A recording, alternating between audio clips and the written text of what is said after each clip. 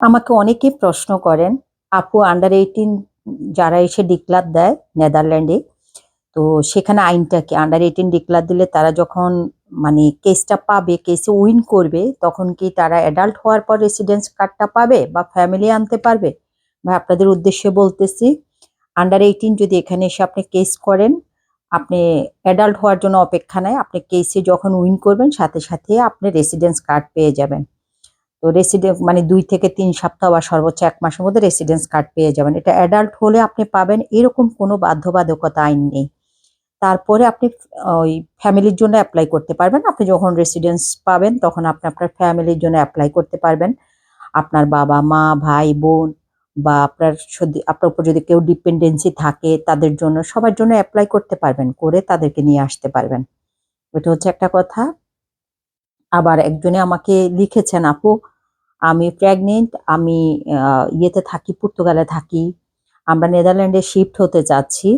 হ্যাঁ, আপনার বাচ্চা যদি পর্তুগালে হয়ে যায় তখন তো আপনি ইউর কার্ড পেয়ে যাবেন। আপনার বাচ্চার থ্রুতে আপনারা হাসব্যান্ড ওয়াইফ দুজনে ইউর কার্ড পেয়ে যাবেন। তো ইউর কার্ড পেলে আপনারা সে থ্রুতে নেদারল্যান্ডে শিফট হতে পারবেন। এটা আপনাদের জন্য খুব ইজি। নট অনলি নেদারল্যান্ড, আপনি ইউরোপের যেকোনো দেশে শিফট হতে পারবেন আপনার বাচ্চার থ্রুতে। বাচ্চার কাগজপত্রের কারণে। তো আর যদি আপনাদের কোনো প্রশ্ন থাকে, আপনারা অবশ্যই আমাকে জিজ্ঞেস করবেন। আমি চেষ্টা করব আপনাদেরকে উত্তর দেওয়ার জন্য। আর নেদারল্যান্ডে এখন সামার চলতেছে। সামারে প্রচুর কাজ। এখানে সামারে অনেক কাজ। কিন্তু যত কাজই থাকুক স্টুডেন্টদের জন্য কাজের অভাব আছেই। কেন আছে? কারণ স্টুডেন্টদের জন্য অনেক আইন কানুন শিথিল করা হয়েছে, মানে রেস্ট্রিকশন করা হয়েছে, নট শিথিল। অনেক আইন কানুন মানে লিমিট করে নিয়ে আসছে যে তারা ১৬ ঘন্টার বেশি কাজ করতে পারবে না। তারা আগের মতো যে কিছু কাজকর্ম করতো তারা, যেটাকে আমরা বলি ফ্রিল্যান্সিং কাজ, এই কাজগুলো করতে পারবে না। যেটা আগে তারা ফ্রিকুয়েন্টলি করতে পারতো, এখন অনেক কিছু কাজ করতে পারবে না। উবার চালাতে পারবে না, অনেক উবার আইডি করতে পারবে না, অনেক ব্যাপার-স্যাপার আছে। এইজন্য স্টুডেন্টদের জন্য অনেক রেস্ট্রিকশন হয়ে গেছে। ওরা ১৬ ঘন্টার বেশি কাজ করতে পারে না। কারণ এখানে অনেক স্টুডেন্টরা এসে ধুমায় কাজ করে, পড়াশোনা ছেড়ে দেয়।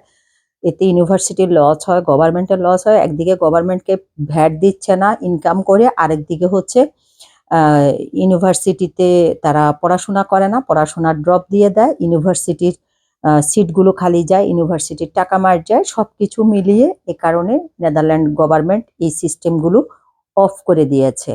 কারণ তাদের এগুলো একটা অবশ্যই এগুলো একটা ব্যবসায়িক পলিসি, সে কারণে অফ করে দিয়েছে।